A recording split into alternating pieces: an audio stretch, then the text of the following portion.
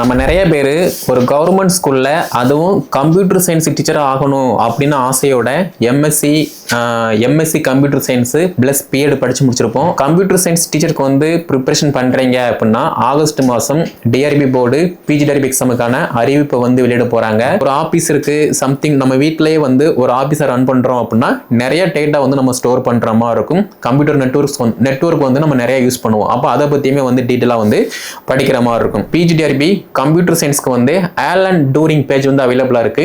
இந்த Alan touring பேஜ்ல வந்து கம்ப்யூட்டர் சம்பந்தப்பட்ட அதாவது சிலபஸை பேஸ் பண்ணி எல்லா அப்டேட்டுமே கிடைக்கும். அதை நீங்க வந்து ஃபோக்கஸ் பண்ற மாதிரி இருக்கும்.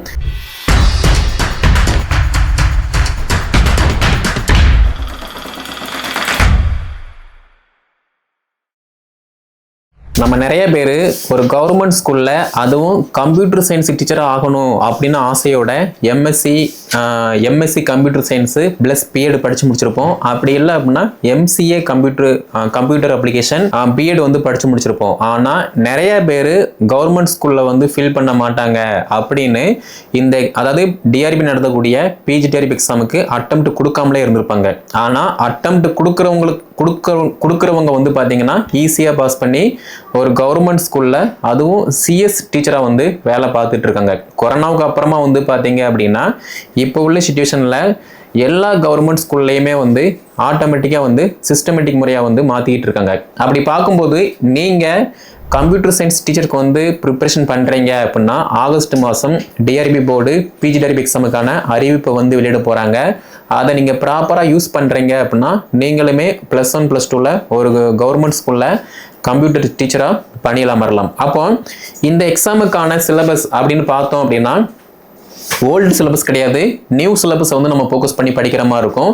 நியூ சிலபஸை பொறுத்த மட்டும் கம்ப்யூட்டர் சிஸ்டம் ஆர்கிடெக்சர்னா என்ன, அதாவது கம்ப்யூட்டர் படித்த எல்லாருக்குமே வந்து கம்ப்யூட்டர் தெரியுமா அப்படின்னு வந்து ஒரு கொஸ்டின் மார்க்காக தான் இருக்குது. ஏன்னா ஐடி படித்த எல்லாருமே வந்து ஐடியில் வந்து ஒர்க் பண்ணுறது கிடையாது. ஏன் ஒரு பேசிக் அப்டேட் கூட இல்லாமல் இருந்துட்டு இருக்காங்க. அப்படி பார்க்கும்போது இந்த எக்ஸாமை பொறுத்த மட்டும் ஒரு கவர்மெண்ட் ஸ்கூலில் ஒரு சிஎஸ் டீச்சராக ஒர்க் பண்ணணும் அப்படின்னா அதுக்கு தகுந்த மாதிரி நாலேஜை கெயின் பண்ணும்போது நீங்களுமே ஈஸியாக வந்து பாஸ் பண்ண முடியும். ஓகே, அப்போ இந்த சிலபஸில் என்ன இருக்குது அப்படின்னு பார்க்கும்போது இப்போ யூனிட் 1 பொறுத்த மட்டும் கம்ப்யூட்டர் சிஸ்டம் அண்ட் ஆர்கிடெக்சர். இப்போ நார்மலாக வந்து ஒரு சிஸ்டமாக இருக்கட்டும் ஒரு லேப்டாப்பாக இருக்கட்டும் நம்ம ஆன் பண்ணுவோம் ஆஃப் பண்ணுவோம் அண்டு நமக்கு நல்லா தெரியுது அப்படின்னா ஒரு எம்எஸ் வேர்டோ சம்திங் ஒரு எக்ஸல் ஆஃபீஸோ வந்து யூஸ் பண்ணி நம்ம அபிஷியலாக நம்ம வேலைக்கு என்ன வேணுமோ அது எல்லாமே நம்ம வந்து யூஸ் பண்ணிட்டு இருப்போம். பட் எதுவுமே தெரியாது, நானும் 10ல் 11 படித்தேன் அப்படின்னா ஜஸ்ட் ஓப்பன் பண்ணுவோம், ஒரு மூவி ஏதோ சம்திங் பார்ப்போம், யூடியூப்ல வந்து ஷார்ட்ஸ் பார்த்துட்டு இருப்போம். ஆனால் ப்ராப்பராக படிச்சுக்கிட்டு இருக்கிறவங்க அந்த சிஸ்டத்தை லேப்டாப்பை வந்து ப்ராப்பராக வந்து யூஸ் பண்ணுற மாதிரி இருக்கும். இப்போ இந்த யூனிட் 1 பொறுத்த மட்டும் கம்ப்யூட்டர் சிஸ்டம் அண்ட் ஆர்கிடெக்சர்னா என்ன, நம்பர் ஆஃப் சிஸ்டம்னா என்ன, பூலியன் அல்ஜிப்ரானா என்ன, basic computer organisation and design. ஒரு காலத்தில் ஒரு கம்ப்யூட்டர் வந்து ரொம்ப பெருசாக இருந்துச்சு, பட் இப்போ உள்ள சிச்சுவேஷனில் நமக்கு கைக்கு அடங்குற மாதிரி ரொம்பவே வந்து ஸ்மார்ட்டாக வந்து இருந்துட்டு இருக்கு. அப்போ அதை பற்றியுமே வந்து படிக்கிற மாதிரி இருக்கு. இன்புட்னா என்ன, அவுட்புட்னா என்ன, மெமரி ஹைரேசினா என்ன, இதை பற்றி எல்லாமே வந்து யூனிட் 1 வந்து படிக்கிற மாதிரி இருக்கும்.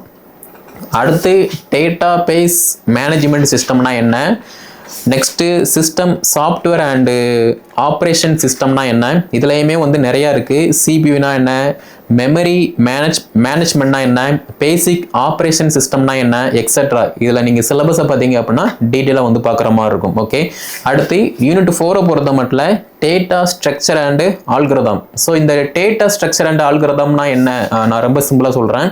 நம்ம இப்போ யூடியூப்பில் போயிட்டு சம்திங் ஏதாவது நம்ம ஒன்று தேடுதோம் அப்படின்னா அதே இன்ஃபர்மேஷன் நம்ம அடுத்து இன்ஸ்டாகிராமை ஓப்பன் பண்ணும்போது நமக்கு கண்ணு முன்னாடி அது வந்து ஓப்பன் ஆகிட்டு இருக்கும். அதே மாதிரி இப்போ இன்ஸ்டாகிராமில் ஒரு விஷயம் சர்ச் பண்ணுறோம் அப்படின்னா அந்த விஷயம் யூடியூப்ல வந்து ஓப்பன் ஆகும், அதே மாதிரி கூகுள் குரோம்ல வந்து ஓப்பன் ஆகும். இது எல்லாமே வந்து சோசியல் மீடியா இருக்கக்கூடிய ஒரு அட்வர்டைஸ்மெண்ட். ஓகேவா, அப்போ இதில் நம்ம பார்த்தோம் அப்படின்னா டேட்டா ஸ்ட்ரக்சர்னா என்ன, டிசைன் டெக்னிக்னா என்ன, கிராப் ஆல்கிரதம்னா என்ன, அட்வான்ஸ்டு ஆல்கிரதம்னா என்ன, இதை பற்றி நம்ம டீட்டெயிலாக வந்து படிக்கிற மாதிரி இருக்கும். ஓகே, ஸோ நான் சொன்னது வந்து மார்க்கெட்டிங் மெத்தடு, பட் இதை பொறுத்த மட்டும் நம்ம சிஸ்டமேட்டிக்காக வந்து படிக்கிற மாதிரி இருக்கும். அடுத்து யூனிட் 5 பொறுத்த மட்டும் data communication and computer networks. So இதை பார்க்கும்போது டேட்டா கம்யூனிகேஷன் அப்படின்னு பார்த்தோம் அப்படின்னா computer network and function of OSI and TCI, world wide web, அதாவது WWW, இந்த நம்ம 3 W சொல்லுவோம்ல, அதுதான் வந்து பார்க்குற மாதிரி இருக்கும். ஸோ இதுலையுமே வந்து பார்த்தோம் அப்படின்னா இப்போ நார்மலாக ஒரு ஆஃபீஸ் இருக்குது, சம்திங் நம்ம வீட்டிலேயே வந்து ஒரு ஆஃபீஸை ரன் பண்ணுறோம் அப்படின்னா நிறைய டேட்டா வந்து நம்ம ஸ்டோர் பண்ணுற மாதிரி இருக்கும். கம்ப்யூட்டர் நெட்வொர்க் வந்து நம்ம நிறைய யூஸ் பண்ணுவோம். அப்போ அதை பற்றியுமே வந்து டீட்டெயிலாக வந்து படிக்கிற மாதிரி இருக்கும். அடுத்து யூனிட் 6 பொறுத்த மட்டும் ப்ரோக்ராமிங் வித் C++ பார்க்கணும். அடுத்து Python programming and web development. இந்த வெப் டெவலப்மெண்ட்டில் வந்து HTMLனா என்ன, CSSனா என்ன, மெனு அண்ட் டிவிஷன்ஸ்னா என்ன, ஜாவா ஸ்கிரிப்ட்னா என்ன, இதை பற்றி டீட்டெயிலாக படிக்கிற மாதிரி இருக்கும். அடுத்து யூனிட் 9 பொறுத்த மட்டும் PHP அண்டு MySQL, அதாவது MySQL, அதை பற்றி பார்க்கணும். அண்ட் யூனிட் 10 பொறுத்த மட்டும் இப்போ உள்ள சிச்சுவேஷனில் மஸ்ட் இம்பார்ட்டன்ஸ். ஏன்னா ஓல்டு சிலபஸில் வந்து இதில் இருக்கக்கூடிய நிறைய டாபிக் வந்து கிடையாது. பட் நியூ சிலபஸை பொறுத்த மட்டும் சைபர் செக்யூரிட்டி இன்னும் ஒரு சில டேட்டா வந்து நமக்கு must importance. So cyber security அப்படின்னு பார்த்தோம் அப்படின்னா ஒரு காலகட்டத்தில் இப்போ யூஸ் பண்ணுற மாதிரி ஃபோன் வந்து யாருக்கிட்டையுமே வந்து கிடையாது. எங்கேயாவது ஒரு சிஸ்டம் இருக்கும், எங்கேயாவது ஒரு ஃபோனு, அதுவுமே வந்து லேண்ட்லைன் வந்து நம்ம யூஸ் பண்ணிகிட்டு இருப்போம். நமக்கு ஒரு ஃபோன் வருது அப்படின்னா நம்ம தெரு முனையில் யாராவது ஒரு பண்ணையார் வீடு இருக்கும், அங்கே போய் தான் நம்ம யூஸ் பண்ணிட்டு இருப்போம். இல்லைனா போஸ்ட் ஆஃபீஸ் இருக்கும், அங்கே போய் யூஸ் பண்ணிட்டு இருப்போம். பட் இப்போ உள்ள சிச்சுவேஷன் மாதிரி அப்போ வந்து கிடையாது. அப்போ வந்து சைபர் அட்டாக் வந்து ரொம்ப கம்மி. ஆனால் இப்போ உள்ள சிச்சுவேஷனில் சைபர் அட்டாக் அப்படிங்கிறது வந்து பார்த்தீங்க அப்படின்னா ஒவ்வொரு நாட்டுக்குமே வந்து மிக மிக முக்கியமானதாக இருக்குது, ரொம்பவுமே வந்து டேஞ்சர்ஸாக இருக்குது. அப்போ அதை பற்றியுமே வந்து இங்கே படிக்கிற மாதிரி இருக்கும். இப்போ சைபர் கிரைம் அப்படின்னு பார்க்கும்போது இப்போ சோசியல் மீடியாவில் நம்ம ஒரு ஃபோட்டோ அப்லோட் பண்ணுறோம் அப்படின்னா மேலாக இருக்கட்டும் ஃபீமேலாக இருக்கட்டும் யாராக இருந்தாலுமே மார்பிங் பண்ணி பிளாக்மெயில் பண்ணலாம். அதே மாதிரி ஃபோனையோ இல்லைனா நம்ம யூஸ் பண்ணுற லேப்டாப்போ சிஸ்டத்தையோ வந்து இந்த ஹேக் பண்ணிட்டாங்க அப்படிங்கிற மாதிரி சொல்லுவோம். அதெல்லாம் எப்படி நடக்கு அப்படின்னா தன்னுடைய பேராசை காரணமாக சம்திங் ஏதாவது ஒரு வீடியோவோ பார்க்கும், இல்லைனா ஒரு லிங்க் நமக்கு வருது, அதை கிளிக் பண்ணி போகிறோம் அப்படின்னா அதன் மூலமாக நம்ம வந்து சைபர் அட்டாக்கு வந்து உள்ளாகும். இதுதான் வந்து மஸ்ட். ஓகே, நம்மளை தேடி எவனுமே வந்து நம்மளை வந்து அட்டாக் பண்ண மாட்டான். ஆனால் நம்ம ஆசைப்பட்டு போகிறோம் அப்படின்னா அதன் மூலமாக மட்டும்தான் சைபர் அட்டாக் வந்து நடக்கு. ஓகே, அடுத்து பார்த்தோம் அப்படின்னா இந்த சைபர் செக்யூரிட்டியோட டெக்னிக் நிறைய பேர் வந்து இந்த கூகுளை வந்து கண்டமணிக்கு வந்து யூஸ் பண்ணிட்டு இருப்போம். பட் அப்படி யூஸ் பண்ணாமல் டூ ஸ்டெப் வெரிஃபிகேஷனா என்ன, அதே மாதிரி நம்ம ஃபிங்கர் பிரிண்ட் இல்லாமல் பேஸ்லாக் இல்லாமல் வந்து கூகுள் குரோமை வந்து யூஸ் பண்ண முடியாது. ஏன்னா இப்போ உள்ள சிச்சுவேஷன்ல வந்து குழந்தைங்க சம்திங் ஏதாவது பண்ணுறாங்க அப்படின்னா அங்கே நம்ம ஒன்று சர்ச் பண்ணுவோம், ஆனால் அங்கே வந்து வேற ஒரு விஷயம் வந்து லோட் ஆகிட்டு இருக்கும். அப்போ அதை எல்லாமே தவிர்க்கணும் அப்படின்னா நம்ம தான் வந்து கவனமாக இருக்கிற மாதிரி இருக்கும். அதே மாதிரி பாஸ்வேர்டு மேனேஜ்மெண்ட், நிறைய பேர் பாஸ்வேர்டு வந்து இப்போ உள்ள சிச்சுவேஷனுக்கு வந்து யூஸ் பண்ணிட்டு இருப்பாங்க. இப்போ ஒரு ஃபோன் இருக்கு, ஸ்க்ரீன் லாக் மட்டும் அங்கே இருக்கு அப்படின்னா அங்கே எந்த விதமான ஒரு விஷயமே கிடையாது. ஆனால் வாட்ஸ்அப்பு, ஃபேஸ்புக், யூடியூப் எடுத்ததுக்கு எல்லாம் அங்கே பாஸ்வேர்டு இருக்கு அப்படின்னா சம்திங் ஏதோ ஒன்று நடக்கு. இதை வந்து நம்ம வந்து பார்க்குற மாதிரி இருக்கும்.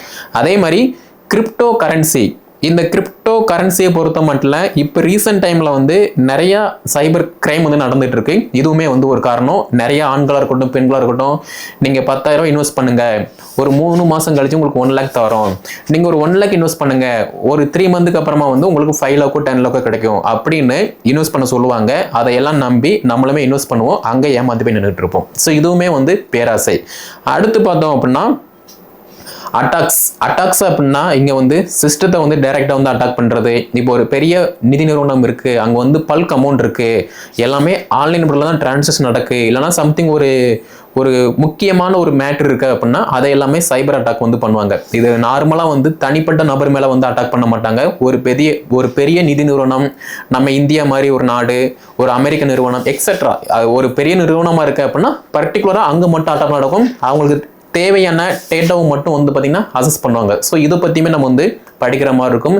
ஸோ சைபர் செக்யூரிட்டி இப்போ உள்ள சிச்சுவேஷனுக்கு வந்து மஸ்ட் இம்பார்ட்டன்ஸ். அடுத்த வீடியோ தொகுப்பில் சைபர் கிரைம்னா என்ன, நமக்கு ஒரு ஸ்கேம் நடக்க அப்படின்னா அதுலேருந்து நம்ம வந்து ஈஸியாக ரிலீவ் ஆகணும், அதே மாதிரி சைபர் செக்யூரிட்டியை வந்து நம்ம எப்படி யூஸ் பண்ணிக்கலாம் அப்படிங்கிற மாதிரி சோசியல் விழிப்புணர்வை தாண்டி நம்ம ஸ்கூலில் நம்ம எப்படி ஸ்கூல் பள்ளி மாணவர்களுக்கு வந்து எப்படி அவேர்னஸ் கொடுக்கலாம் அப்படிங்கிற மாதிரியுமே வந்து வீடியோ பார்க்கலாம். இந்த சிலபஸை ஃபோக்கஸ் பண்ணி மட்டும்தான் பிஜிடிஆர்பி கம்ப்யூட்டர் சயின்ஸ்க்கு வந்து ஆலன் டூரிங் பேஜ் வந்து அவைலபிளாக இருக்குது. இந்த ஆலன் டூரிங் பேஜில் வந்து கம்ப்யூட்டர் சம்மந்தப்பட்ட அதாவது சிலபஸை பேஸ் பண்ணி எல்லா அப்டேட்டுமே கிடைக்கும். அதை நீங்கள் வந்து ஃபோக்கஸ் பண்ணுற மாதிரி இருக்கும். ஆல்ரெடி நம்ம கிட்ட இருக்கக்கூடிய டீச்சர்ஸ் இதை கண்டிப்பாக வந்து ஃபாலோ பண்ணுங்கள். அடுத்தடுத்த வீடியோ தொகுப்பில் ஒவ்வொரு பாடமும் என்ன, ஒவ்வொரு யூனிட்டும் என்ன, டாபிக் என்ன அப்படிங்கிற மாதிரி டீட்டெயிலாக பார்க்கலாம். ஸோ இந்த வீடியோ தொகுப்பை பிஜிடிஆர்பி கம்ப்யூட்டர் சயின்ஸ் ப்ரிப்பரேஷன் பண்ணக்கூடிய ஸ்கூல் டீச்சர்ஸ் வந்து ஷேர் பண்ணுங்கள். அவங்களுக்கும் வந்து பயன்படட்டும். நம்ம கிட்ட இருக்கக்கூடிய டீச்சர்ஸ் ஆலன் டூரிங் பேஜில் வந்து டெஸ்ட் பேஜ் வந்து ரன் ஆகும். அதை நீங்கள் வந்து ஃபாலோ பண்ணிக்கோங்க. தமிழ் தகுதி தேர்வு அண்ட் கரண்ட் பேப்பர்ஜிக்கு அதுவுமே ரன் ஆகிட்டு இருக்கு. அதையுமே வந்து ஃபாலோ பண்ணுங்க. ஸோ நம்முடைய சேனலை சப்ஸ்கிரைப் பண்ணல அப்படின்னா சப்ஸ்கிரைப் பண்ணிக்கோங்க. அடுத்தடுத்த வீடியோ தொகுப்பில் ஃபர்தர் அப்டேட் என்ன அப்படின்னு சொல்லி டீட்டெயிலாக பார்க்கலாம்.